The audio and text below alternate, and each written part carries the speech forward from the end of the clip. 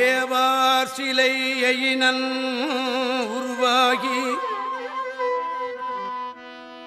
ஏவார் சிலையினன் உருவாகி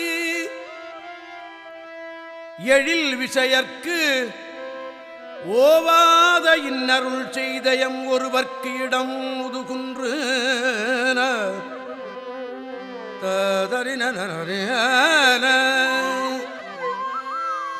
விஷயற்கு இன்னருள் செய்தயம் ஒருவர்க்கு இடம் உலகில் சாவாதவர் பிறவாதவர் தவமே மிக உடையார் மூவாத பன்முனிவர் தொழும் முதுகுன்று அடைவோமே.